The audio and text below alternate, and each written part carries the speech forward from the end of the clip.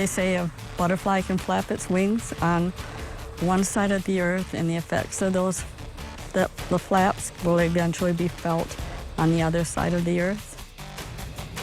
That woman was carjacked a month ago while shopping in Greenville, part of a crime spree that led to 3 arrests. But new tonight, she's telling us that what happened that day started a ripple leading to the death of her husband on a rainy morning 3 weeks later.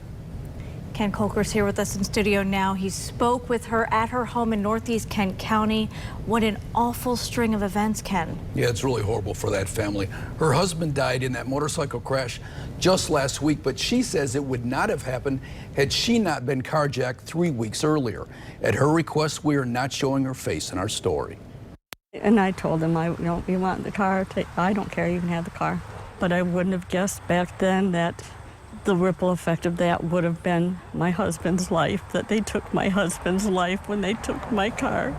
Joanne Clemens was leaving the Greenville Mire on July 20th when a woman asked for a ride. Seconds later, 2 men forced their way into her Chevy Impala, one holding a screwdriver to her neck. They had already stabbed a man at a Wyoming motel and were on the run. The 3 eventually let her go, then took off in her car across state, robbing and assaulting another woman. They destroyed her car, leaving her and her husband with just 1 car and a motorcycle. So that's the first ripple.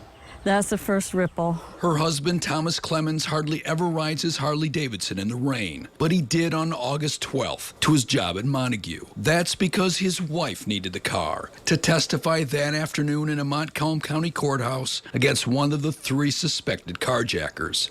That's what put him on that road at that time of morning on a motorcycle instead of in a car. Before she left for court, though, she learned that her husband had been killed when a car pulled out in front of his bike. The hearing was postponed. He was my husband. He was my children's father and my grandchildren's grandfather. And he had a lot to live for. She says the ripples will continue.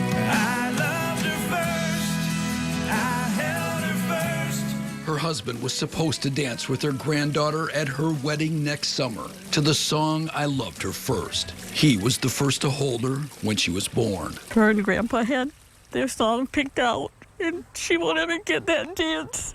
She'll never get that dance with her grandfather.